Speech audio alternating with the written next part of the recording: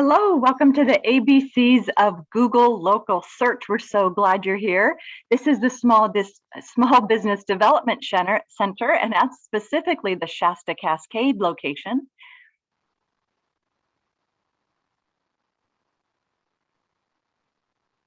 Can you advance this slide for me? Yeah, you got it. There we go. Here's our disclaimer.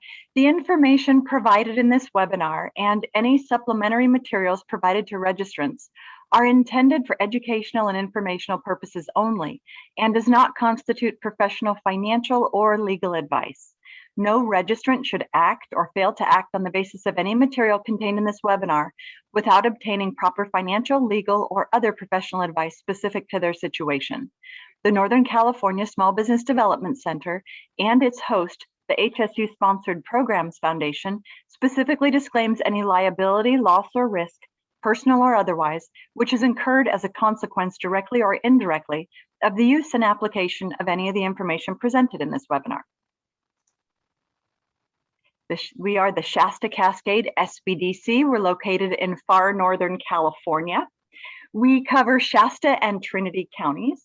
There are 30 local centers, and we offer free one-to-one advising. Zack is presenting today, and he is one of the many advisors that you can connect with through the SBDC. This is a no-cost service. We have free workshops for you, and the reason it's no cost is because your tax dollars have paid for these services.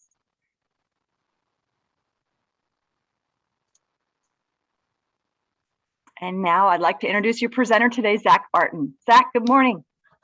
Morning. Thank you, Linda. Hi, guys.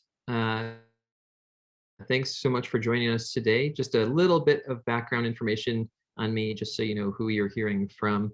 My name is Zack Barton. I have 17 years of professional experience in web design, development, marketing, and branding. Founded an interactive agency in 2014, and I lead a full-service web design agency by managing web design, development, marketing, advertising, and other projects, primarily to help businesses get established and grow online. I had the privilege of serving clientele including Eddie Bauer, Wet Seal, Vitamin Shop, Wells Fargo, Ely Tahari, Skechers, Bethel, if you're in the Redding area, and lots more, but not only large businesses, medium and small businesses as well. So a little bit of an agenda here, just so you guys have an idea where we're headed.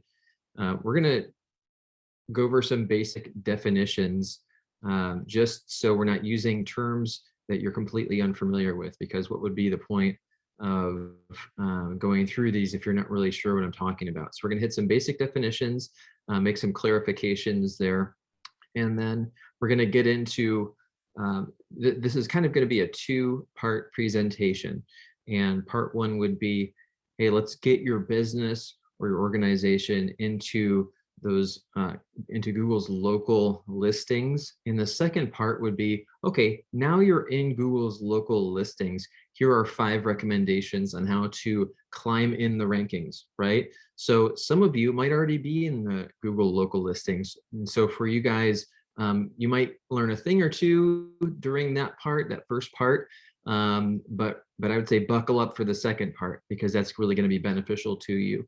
To some of you who your business or your organization is not even yet in Google's local listings, your main focus would be the first part, and we are recording this webinar. That way, you know, if the second part feels overwhelming to you at all, you can always, if you wanted to, check out our YouTube page and watch it again in the future. Okay, we'll wrap up after that, and we'll hopefully have some time for questions.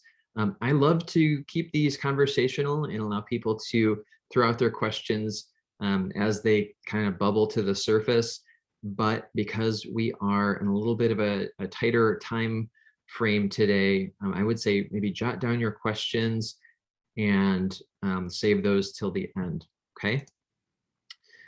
So what is our goal here? So by the end of this presentation, we want you to know the basics of building your business's online presence through local listings. You will definitely be equipped to list your business and to manage your business's Google My Business listing. And you'll also have, beyond that, knowledge necessary to climb past your competitors within those local listings. and to earn increased click-throughs from Google users. So part one, the basics. Okay, so this would be for the folks who are here that might not yet be in Google My Business. Maybe you've never even heard of Google My Business, or maybe you've started to, but you've ran into a couple of hurdles. So this should be really helpful to you. But let's start with some definitions. One that we're going to use quite a bit is a local search pack. So what the heck does that mean? What is a local search pack? So if you look to the right over here, if I were to type coffee near me, these are the kind of results that I would see. 10 years ago, this isn't what I would see. I would just see the organic search results. I might see an ad in there. No, nowadays you're seeing this is called a local search pack. Some people would call it the local snack pack. Some people would call it the local search results, but those are all synonymous. These are the local listings, and this is what we're going to be talking about quite a bit today, okay? So local search pack, so when someone searches for a business or a place near where they're searching from, they're going to find local results across Google in places like Google Maps or just regular Google search. So you can probably find local results if you search for Italian restaurant from your mobile device. Google is going to try to show you the kind of nearby restaurants that they think that you're going to want to visit. So Google would call this the local search results, okay? And it's not just from your mobile device, it's also from your desktop too. This is in a browser. This is what it would look like right now if you were to search for this pizza near me. You're going to see these local listings, okay? Now you can still have ads in there, but these are showing up organically down here. That means they're not paying to be in there. These are just showing up because they've taken the time to list and to do a few things well, and we're going to get into that. So the next term that we want to define, and we have three up front here, so this is the second one. What is Google Maps? Okay, and you've probably all used it, probably all at least somewhat familiar with it, but here's a quick screenshot of what Google Maps looks like. It's a web mapping platform. It's an app offered by Google. It offers things like satellite imagery, aerial photography, street maps, all that kind of fun stuff. Somehow real-time traffic conditions. I don't know how that works, but it does, and it's great. Route planning for traveling by foot or car or air, and public transportation. So this is what it would look like on a desktop device. This is a fresh screenshot for you of downtown Reading, and very, very helpful. You can see these little map markers. You can use these top filters to navigate around. Very, very cool. Okay, so the third definition that we're going to have up front here is Google My Business. So you've heard me say this a few times, and actually here's a little screenshot of a Google My Business listing. And Google My Business I know that sounds like a funny sounding name, but it's a free business profile tool that businesses use to manage their business information across Google Search and Google Maps. It keeps the business's information accurate, hopefully, and up to date, and customers can use it to find the business and to connect with the business and other things, okay? So here are some screenshots of it. So to the right, we see what this looks like on a desktop computer, okay? So there's a business called Dandelion Chocolate, okay? And so we see that right in Google Maps. And then on the left, we see that same business, Dandelion Chocolate. So this is on someone's iPad now, and it looks like someone searched for Dandelion Chocolate, and you can see their Google My Business listing to the right. Very helpful. And then last, this screenshot in the center on a cell phone, someone uses, it looks like they're in the Google app, and they search for Dandelion Chocolate. And rather than showing them first what we would call the organic search results, it's actually showing the Google My Business listing first and foremost. So another example, not to beat a dead horse, but if I was going to search for local plumber, and this looks like, I think we took this on an iPad, but this is what you would see. You're going to see the local listings, right? And if you were to look for it, look for Reading Plumber, on your desktop device, it would look something like this. So it's showing you the Google Maps, but these are actually Google My Business listings inside. So having this allows you to get your business hours and location out there, your contact information, get your business on the maps, get reviews out there, hopefully positive ones, photos of your business. Nowadays, you can even get video of your business on there. So I need to update that slide. Optional messaging where customers can reach out to you right through Google My Business. So here's the thing, and I get asked this, not exaggerating, I would say once every month or two. Yeah, I know we need to be on Google My Business. They might not know those words. I know we need to be on Google, that local search thing, but I don't know if we can do that because of yada, yada, yada. So there are some things that would determine whether a business is eligible or ineligible. So we're going to cover those real quick. So to be eligible for a business profile, a business has to make in-person contact with customers during stated business hours. So that can either happen at the business itself, or it can happen at a customer location or a mix. If it happens at the customer's location, Google would say, they would say, only create one profile for your business. Don't create one for each of your customers' locations. And then set up a service area within your Google My Business profile. So here are a few things that would say, hey, your business is eligible for this. And yes, it's free. It doesn't cost you anything.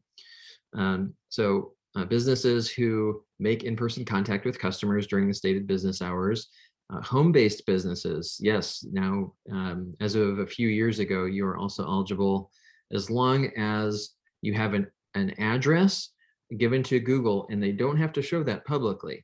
This is one that a lot of people get hung up on.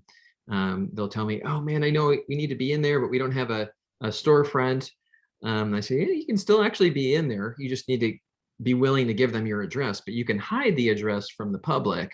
So as long as you're not afraid to give Google your address, you're okay there. And then, for things like ATMs, video rental kiosks, express mail drop boxes, those are actually permitted as well. And if you add those, Google would say that you must include your contact information so customers can reach out for help if they need it. Now, here are a few examples of businesses that are not eligible for a Google My Business listing. So if you own a business that's online only, if you only operate by phone and email and web and that's it, well, in Google's eyes, you don't qualify.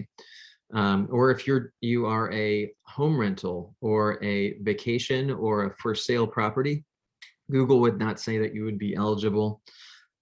Businesses that use a PO box, and by that I should say exclusively use a PO box. So if that's the only address that you can or that you're willing to give Google, that would disqualify you, unfortunately. And this comes up quite a bit in conversation with me anyway. Events that are held at a venue and the event organizers don't have the authority to represent, that kind of stuff, that's not going to fly with them either. So now that we've talked about things that would qualify you or disqualify you, I doubt that you're wrestling with this, but I guess just to drive it home, like, why would you want to list your business on Google? So this is helpful because it would increase your brand awareness. It would make key information about your business accessible to customers. It would allow you to be seen on Google where people are searching for your business or a product that you carry or your whatever category you're in. It would allow you to build business credibility by creating a space for customers to review your business. And we'll talk a lot about that. So by now, if you're not on Google My Business and you want to pay attention to this part, we're going to talk about how to get your business on Google My Business, which will allow you to get on Google search with the local pack and also with Google Maps showing the local listings there. Here's a quick step-by-step process. We're not going to camp out here for an hour or anything. And if you need us to go back over this, or if you need us to walk you through this later, certainly call or email us, and we'd be more than happy to do that. Again, this is a no cost obligation, anything, you can reach out and we can walk you right through this if additional help is needed. But if you're ready to do this on your own, you would generally just follow these steps. Just go to google.com/business. You would need to have a Google account. So if you don't have any kind of account with them at all, you would need to create a new account. If not, if you already have one, even a Gmail account or Google Workspace account, etc., you can use that if you'd like, and you can sign in. You enter the name of your business, you choose your primary category of what your business is, and then you would need to enter a business address, can't be a PO box. Enter your phone number, preferably, hopefully you have a phone number and a website. You would enter those things, and then you need to complete a verification request. Okay, and we'll talk about that in a second. But I would say 99 times out of 100, there's two different ways that Google will verify that you are who you say you are, and that you have the authority to be connecting this business to Google and managing it. Okay, because they don't want just anybody saying, hey, I own Nike. I'm just going to go ahead and make whatever I want on there. Well, they're trying to prevent that kind of situation. And so they want to verify that you are who you say you are, and that you own this business, or that you're a major decision maker, that you have the authority to do this. And so a lot of times they're going to choose the verification method of sending a physical postcard to the address that you just gave them. Okay, and they want to know that you received that postcard at that address, and then you can come back and finish the final steps in this step-by-step process of getting set up on Google My Business, is entering in that verification information. It's going to be a string of characters. There is, like I said, one other way. I personally, I've been doing this a long time. I've never heard of anybody using the second way, but there is potentially a second way, and I will mention it in a few slides from now. But most people are going to just have to verify through that postcard. So once you receive it, you follow the instructions, and that finalizes the verification process. And again, just confirms the business is located where you said it is, and that you are the rightful owner, or you're able to manage the business and should be. And after you verified it, you can make changes to the business information that appears on Google. You can read and respond to customer reviews. You can publish photos and videos if you have them that showcase products and services. You can actually also see insights to show how people found and interacted with your business information on Google search and Google Maps, which is really cool. And I don't know a lot of businesses that do this, but you could potentially share posts right on your Google My Business profile, almost like a Facebook post, to share about what's new and exciting with your business. And yes, you can actually create a free website if you really want to. I personally don't know that I would do that if I needed a website, which I don't. But if I needed one, I probably wouldn't go this route, but I would say that would probably be really helpful to a lot of people. And then there's, and there's more that you can do with it. So, but those are the primary things, right? And I think the biggest thing is, hey, now you can get found in those Google local search packs. That's really what you want. A lot of people, since those are right at the top of the search results, a lot of people don't even scroll past those onto the non-local, the regular old organic search results. So boy, it's a really good time to make sure that your business is listed in that local search pack, right? I'm going to briefly touch on some of the hurdles that come up. This training, this first half of the training is directly from Google. It was shared with us to share with you, and these are the hurdles that they said are very, very common obstacles for people. So hopefully this is helpful to at least somebody. So if a business uses a PO box instead of a street address, to me, this is the most common one that I've heard, because a lot of businesses start up, they don't have a space, at least one that they want the internet to be able to see. They don't want to put their home address on there or something like that. Or they go, well, can I use one of those, rented addresses, one of those mailboxes that you can rent, or things like that. I get asked this, I would say, fairly often. So Google would say, if the business asks to use a PO box because that's where they receive mail, then they need to, they would need to set up a service area and use their home address instead, and then just simply hide their address from the public view. Another one is, if a business can't receive mail at their physical address, then they would skip, and this is that other verification method that I've never personally seen anybody use, but obviously some people are using this.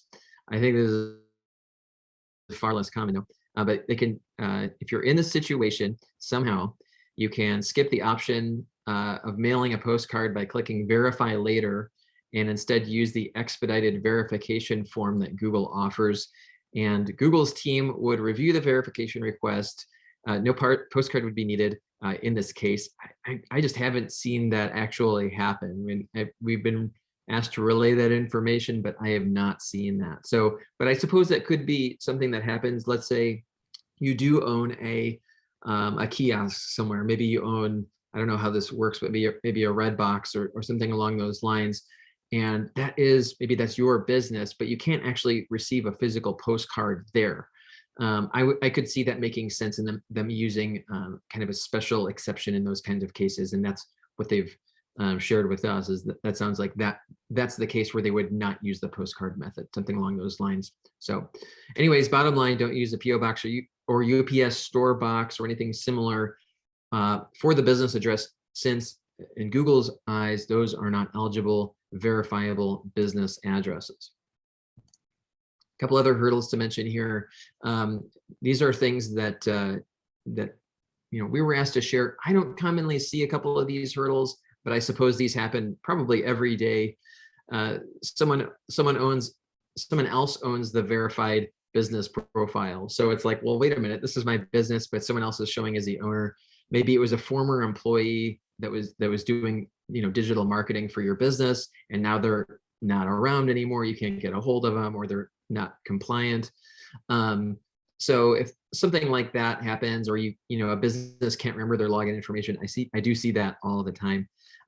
So here's how a business owner can claim ownership of a listing, should that be the case, one of those being the case.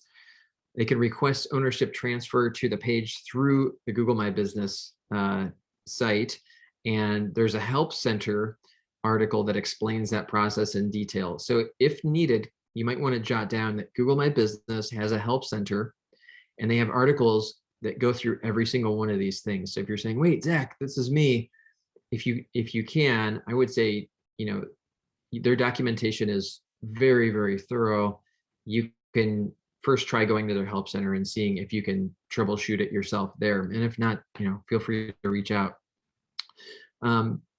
So if the business owner doesn't get a response after 7 days, the next step is to reply to the email received from Google support, and Google support would just work with you directly to make sure that things are taken care of.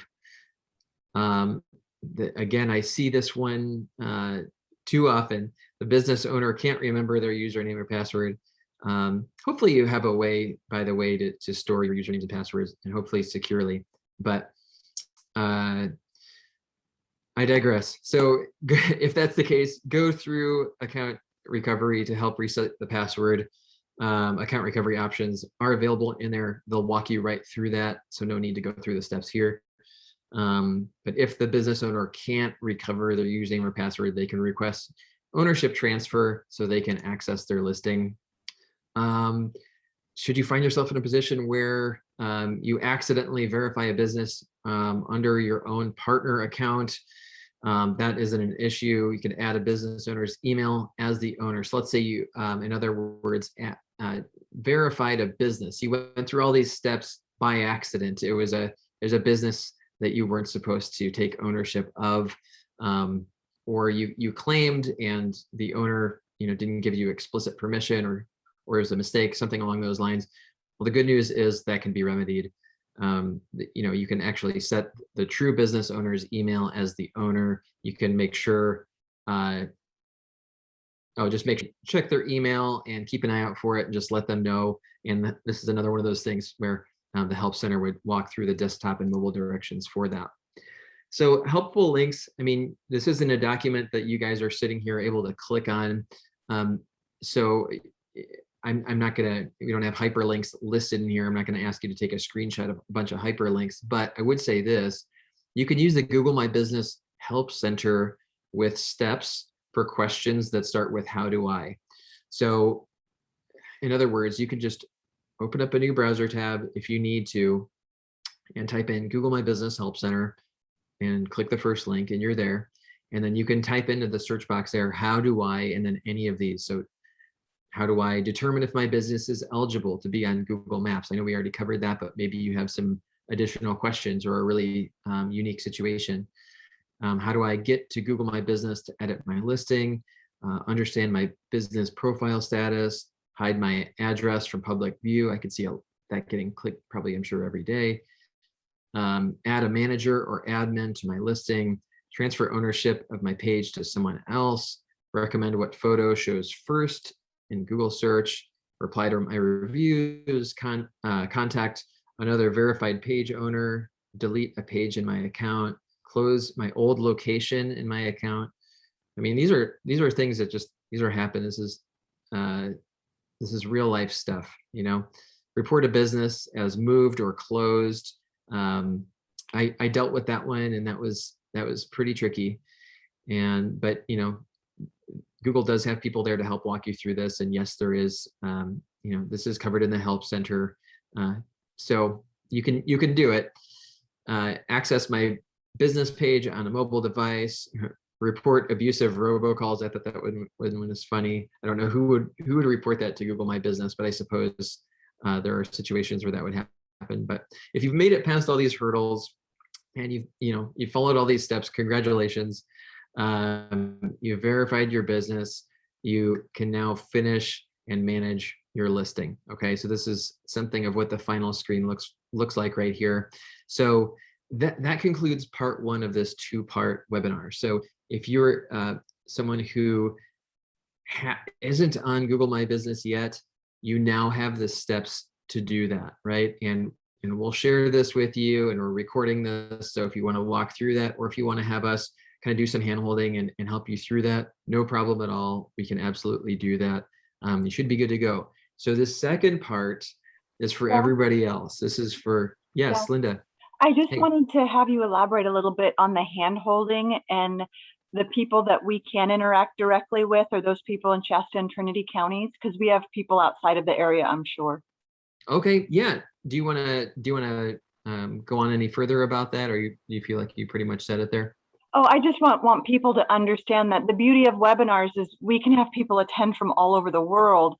There are SBDC locations in every county in the United States. So if you are in the US, there's an SBDC location near you. You can go to Google and search with your county name, your state, and SBDC, and find the one near you that supports you.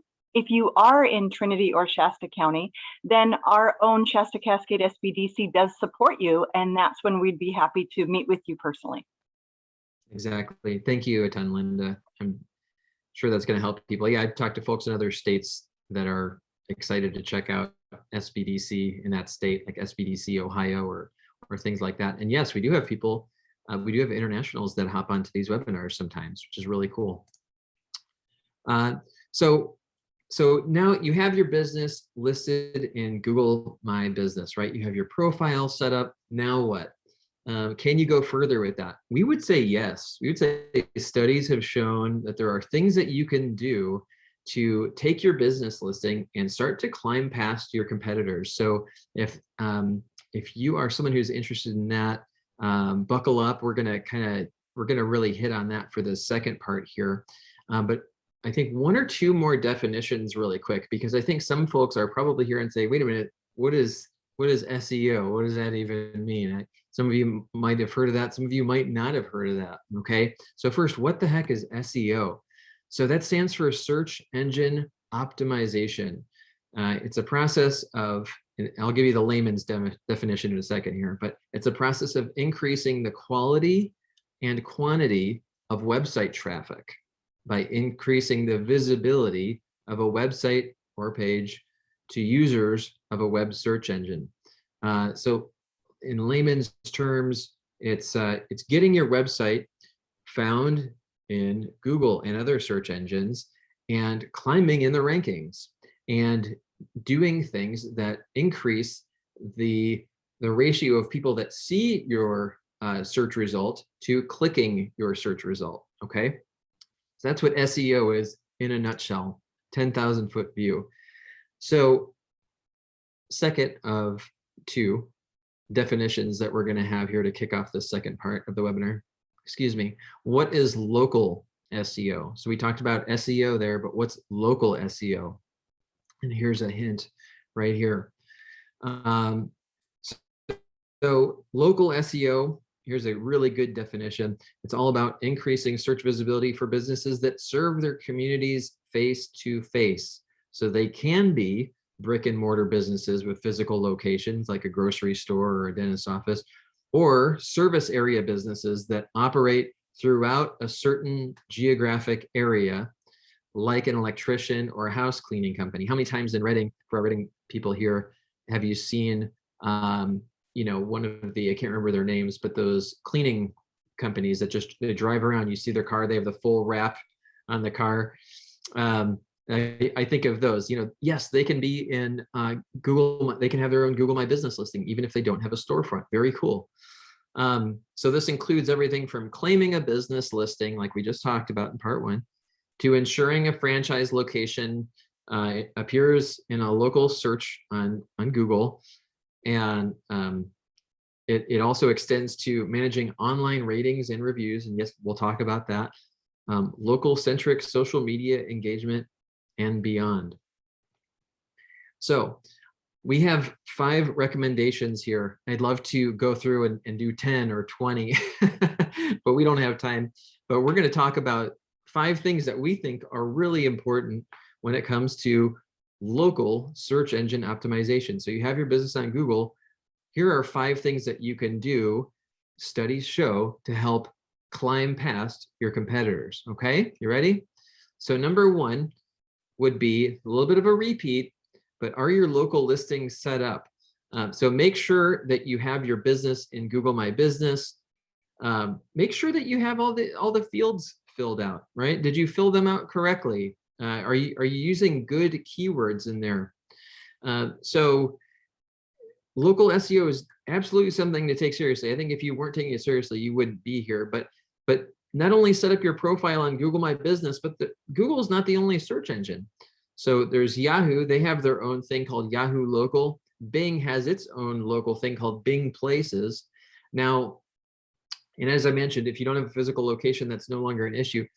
But I would say this, I would encourage you to definitely do Bing Places like Google My Business. That is free. That's not going to cost you guys anything.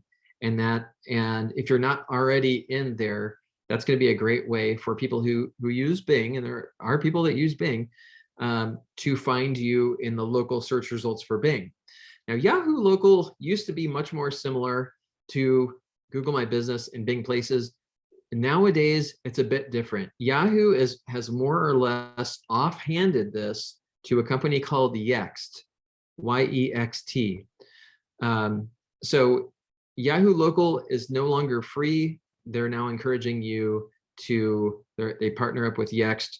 They encourage you to sign up, and it's a nice thing that they have, but it's no longer free. I wouldn't say definitely do it. I wouldn't say definitely don't do it. I would say count the costs. It is a good service. They do good things. It's just something to consider. Okay, and we'll get more into it in a minute. So step 2 would be, are your local listings optimized? Okay, so you have your business profile, hopefully on Google, hopefully on Bing, maybe even more like with Yahoo and Yext. And Yext is like, hey, we'll put you on 100 of these things. So make sure that they have the correct business name, the correct address. Yes, it's very easy. If your business moves or you close an office, you open an office, very easy for this to get muddy. But keeping that nice and clear is a good thing. Contact information, your category or categories, Your hours of business, make sure you're in the map correctly. Yes, even that can get messed up. Sometimes people don't really look at where their map marker is on the map, and actually they needed to adjust it a little bit. Photos, videos, introduction, keywords. Are you actually paying attention to those things and doing those things well? And I'm going to give you an example here. I will not say bad about anybody, but we have a Google My Business example on the left that I would say could be doing this better. And so I blurred out their contact information and their name. Hopefully I blurred it out good enough. But we're going to do a little comparison here, and I want you to put your user hat on and look at these as if, you pull up your cell phone. These are screenshots from my cell phone. So, you're holding your cell phone, and we'll pretend that these are both in the same category. Obviously they're not, but you're looking at this one on the left. Well, let's look at these photos. First of all, these are not photos that the business submitted, right? These are just the default photos that Google has from their little car that drives around and takes photos. And then let's look at their reviews and ratings. Yikes, 3.2. That could be a little bit better, right? And let's see here. This stuff looks okay to me. But now over here, Black Bear Diner, hey, this stuff's looking pretty solid. And whether you like Black Bear Diner or not, hey, at least they put some nice photos in, right? Here's what they have. Here's their storefront. They even have like order pickup. So these are a couple enhancements that they have going here. They have really good reviews and ratings. They have a description here. They have, let's see here. They just have everything filled out. They have a way to get to the menu. They have these additional call outs right here.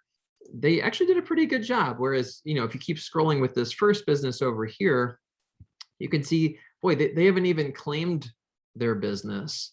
And then you look down here, look at their reviews. Yikes, Facebook, they have 1 star out of 5. And over here, we see a 1.3 stars out of 5. So that's, boy, that could be a lot better, huh? And, if you're wearing your user hat, does this really represent this brand well? I don't think it does. I don't think this makes me want to do business with that brand. So I would give this the cringy grimace face. And I would give this one the smiley cool dude face. And yeah, this is what you want your Google My Business listing looking like, right? Great photos, great reviews and ratings, all of these things filled out. Okay. So number 3, are you getting client reviews each month? So you definitely want to, hopefully you know who your competitors are. I think most or all of you probably do, but check to see how many reviews are they getting. Do the guys down the street that do the same thing that you're competing with, do they have 300 reviews and you only have 30? Or are you about neck and neck, or what is that looking like? So you want to, either way, if you're not already doing this, start by getting your best customers to start writing reviews of you on your business, and even just say, hey, can you just leave me a 3-word review, like even a 1-sentence review on Google. And if you send them the link or tell them how to do it quickly and easily, I think the majority of the time they would probably respond positively. So we're going to do a quick example. All right. And I have 3 different burger joints in Reading pulled up right here. Okay. So I want you to take a good hard look at these, because we're going to do a pop quiz on this, and this will be a little interactive. Okay. So look at this first one. And the scenario is, I am an international. I just moved to Reading, or I'm visiting Reading. I want an American cheeseburger. And this is going to be my first time having one. I don't have any kind of concierge telling me where to go or anything. So I turn to Google, and this is I search for, we'll pretend that I searched for, hamburger near me or something along those lines. And I pull up the first 3 results.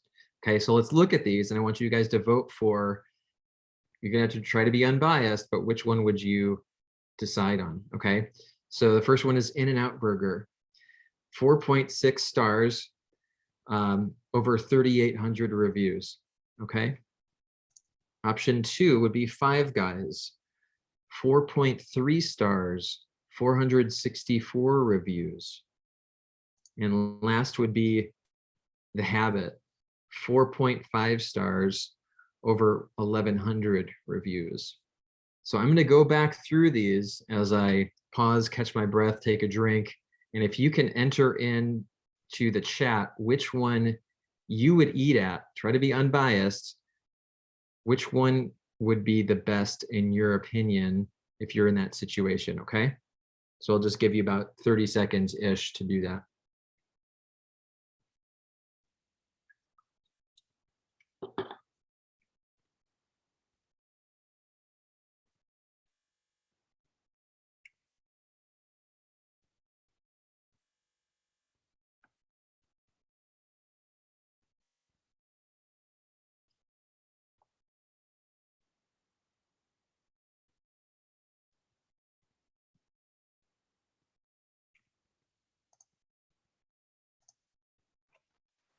Okay, I have a few votes. Oh, okay, great. I have a vote for Five Guys and a vote for In-N-Out and another vote for In-N-Out. Okay, excellent. So thanks for doing that. So yeah, I know that if I would agree with the In-N-Out folks. If I came here, boy, this is the highest average rating of the three. And this is also the highest number of reviews. So I think I personally, unless I had heard something, I would probably go with In-N-Out. And that's, I'm not saying anything negatively about any of those three, but I would say this, because I've eaten at all three of them a million times, probably more than I ought to. But I would say this, that, boy, if I were if I worked in online operations or digital marketing or whatever for In-N-Out, I would be like, hey, we're doing really good here. I'm not sure if I would say that though. If I were these guys right here, I would say, hey, we need to start getting some more ratings and reviews. We want to catch up because we might be losing some traffic to people who are finding us via online search, right? Okay, let's move on. I hope that's helpful to you, but trying to drive home that point of you really want to be getting ongoing reviews and ratings, right? It's huge. So number 4, are you obtaining links from others locally or not locally, other websites?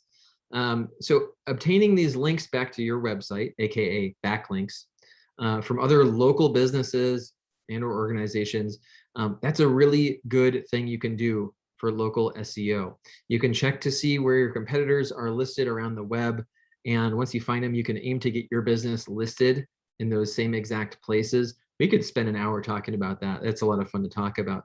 But why would you do that? Why is that important? So studies have shown that backlinks were the second highest ranking factor when it comes to local search results. Okay, that's pretty stinking good. In fact, let's take a look at some of the results from that study.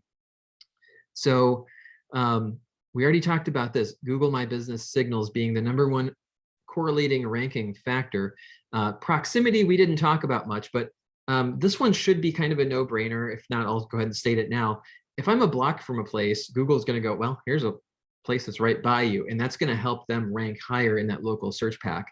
If I'm searching for burger near me, it's not going to show me a burger joint in New York City, right? It just doesn't make sense. So proximity is definitely a huge ranking factor. It might be #1. It's definitely among the very highest, but also things like the category and keywords that you're using in the business title and the description, etc.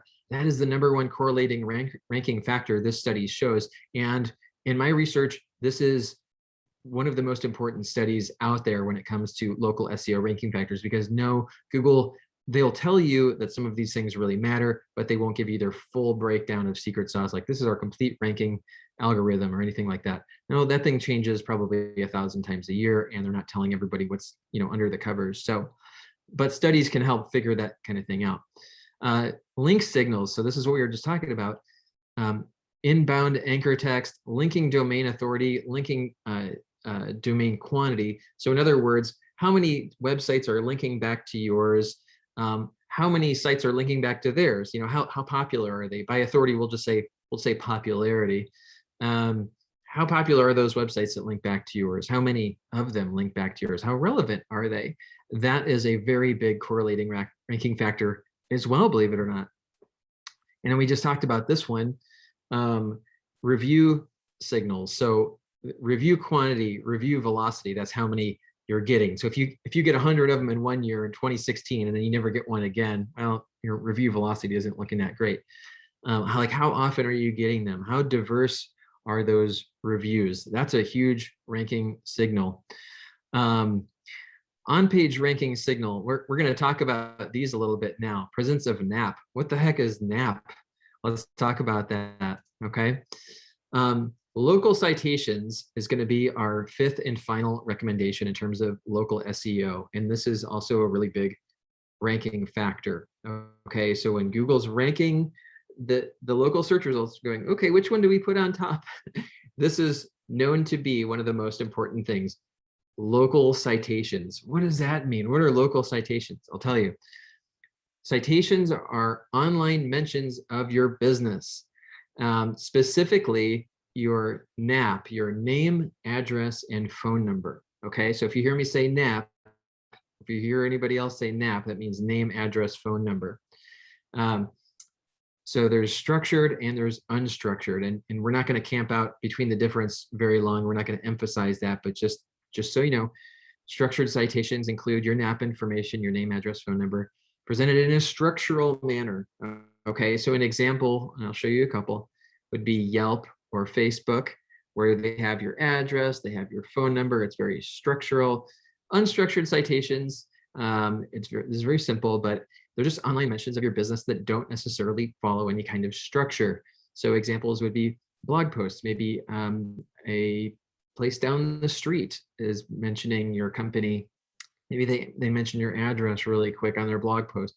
Or maybe you're a preferred vendor or a partner, and another website might link back to yours. Those informal citations, those are called unstructured citations. So here's a couple of examples.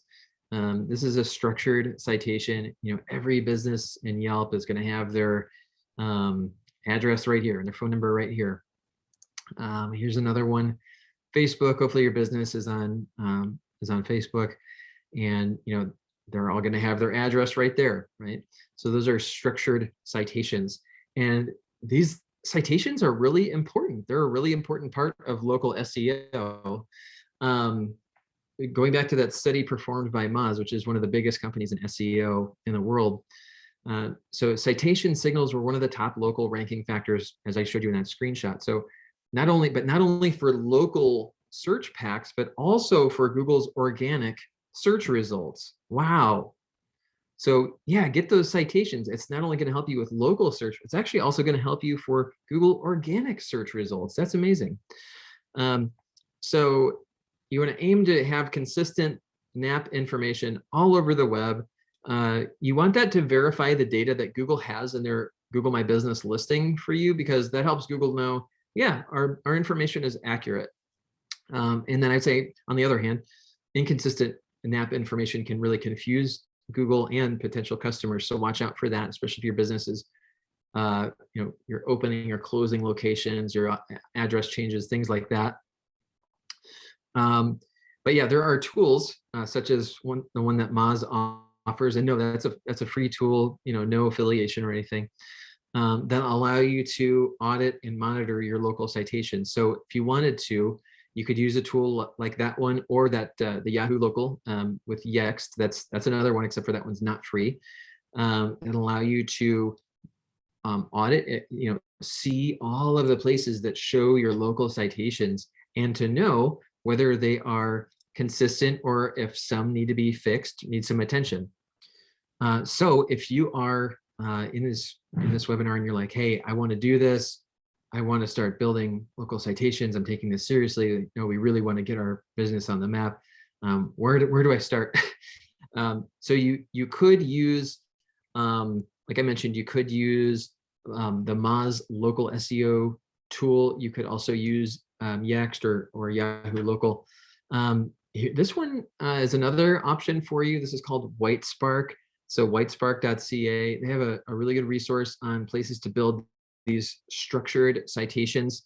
I think a lot of them or all of them are going to be free. Whitespark, I think, is at least a free trial. If I do think there's paid plans and things like that. But yeah, with that tool, if you're to go that route, you choose the country that your business is in, and you'll see a list of websites where you can add your mark, so to speak.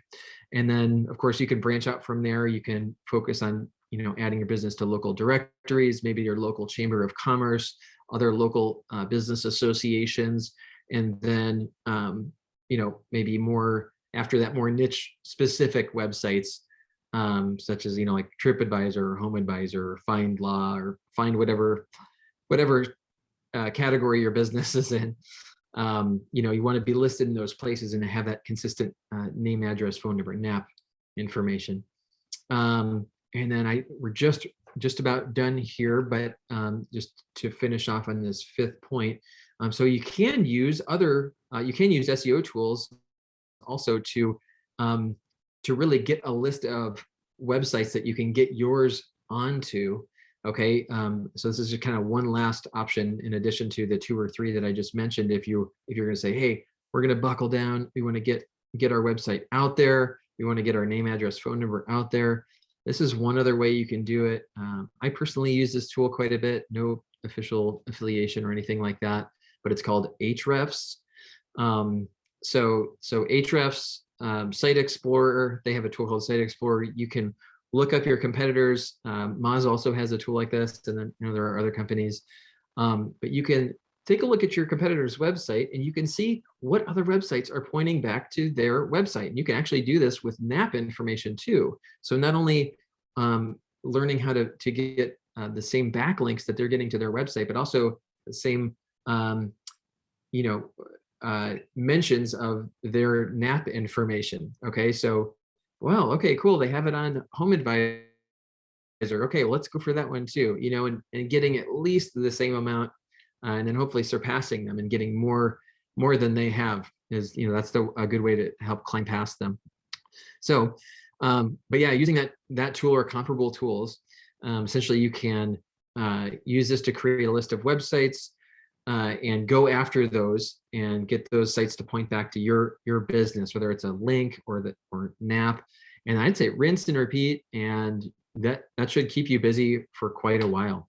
Okay, so I know that was a lot of information, especially during that second half. And if you were someone who found that first half to be helpful, the second half might be a bit much, and that's okay. I would say, feel free to watch this video later once you're ready for that. Hopefully that'll be helpful information to you. And we're going to take questions in just a second, but just to kind of recap what we just covered, we outlined some of the things that you can do to get big, quick wins for your business's local search presence. A lot of those are free things that you can do. Second, we covered the what, the why, and the how of Google My Business and other local search platforms. And then we shared 5 things businesses can do to climb past the competition in the local search pack. So it's like you can attend this, but honestly, how helpful is this? I mean, you kind of have to apply it. So we'd say now it's your turn. Now go take this and run with it if you want to, and list your business online, keep customers up to date, manage your listings. If you want assistance managing your online presence, or help with your website or SEO in general, not just local, or help with your digital marketing campaigns or anything like that, don't hesitate to reach out to us. We're happy to help. We're happy to answer questions.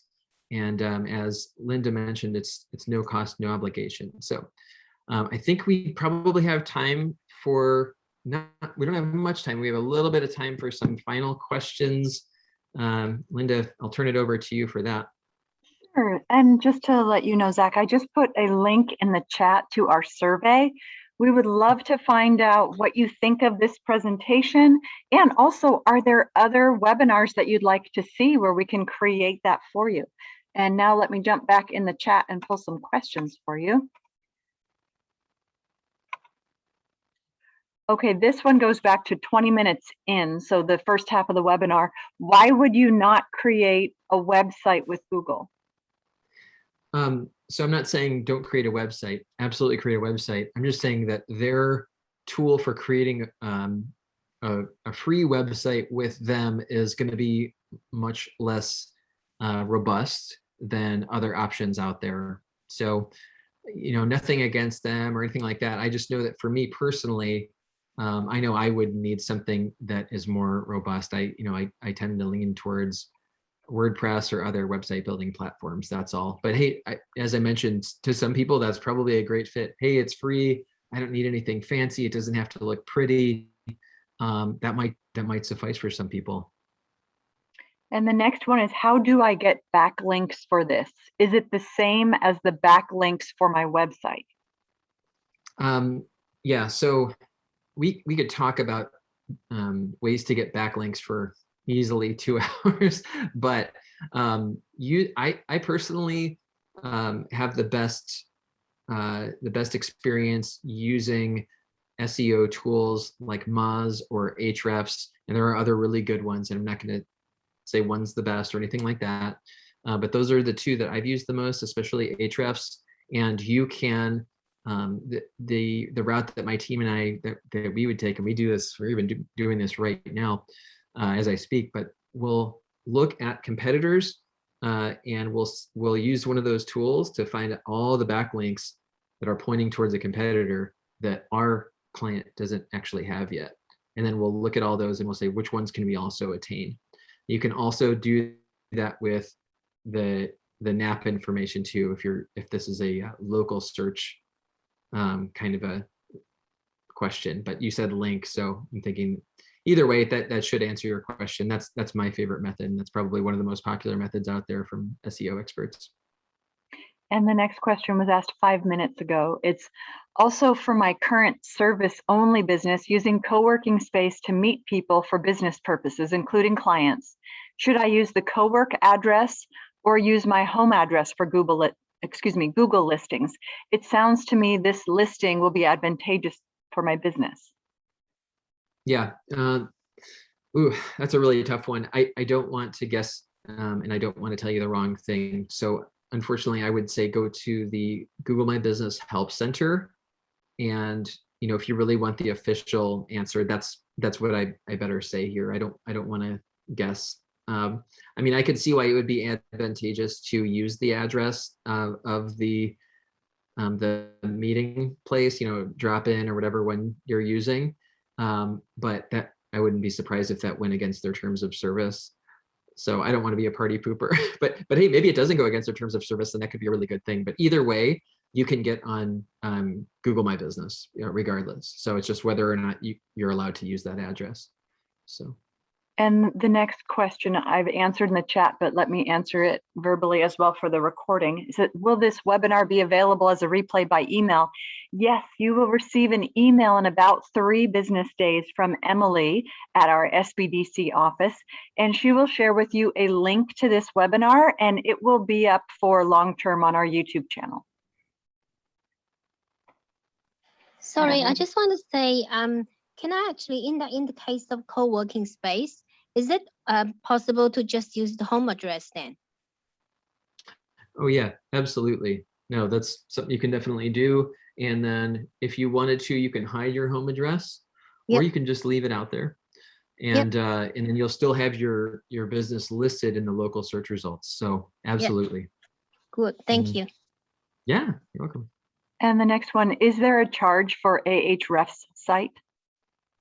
Yes, they offer a free trial that I think is 7 days. I know my team and I use a plan that costs us $100 a month, but we probably use a fairly robust plan because we do this quite often, and you probably can get a cheaper plan than that.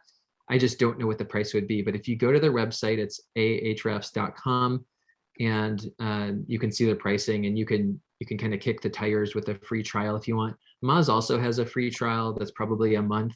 Their pricing is pretty comparable. I'll leave it at that. I don't want to say one's better than the other or anything, but they're both very popular tools.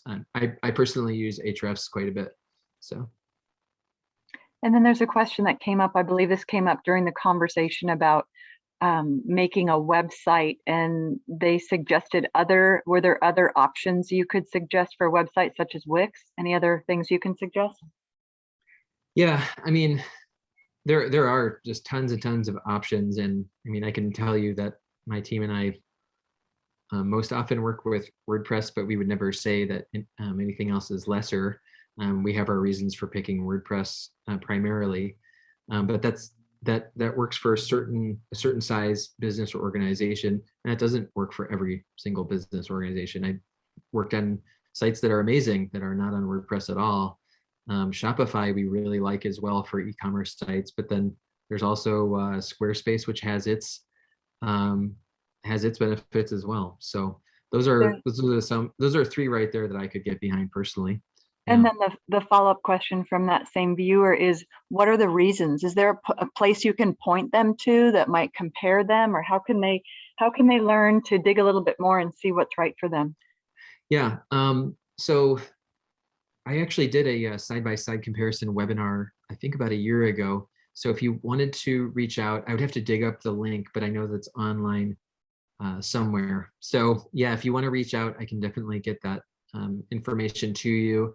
And it's, a year old, so there could be, one or two little bullet points that have maybe changed slightly, but it should still pretty much hold true. So. And Zach, we are at the top of the hour, so I'll squeeze one last question in. What about Google My Business pages being suspended? Oh, yeah.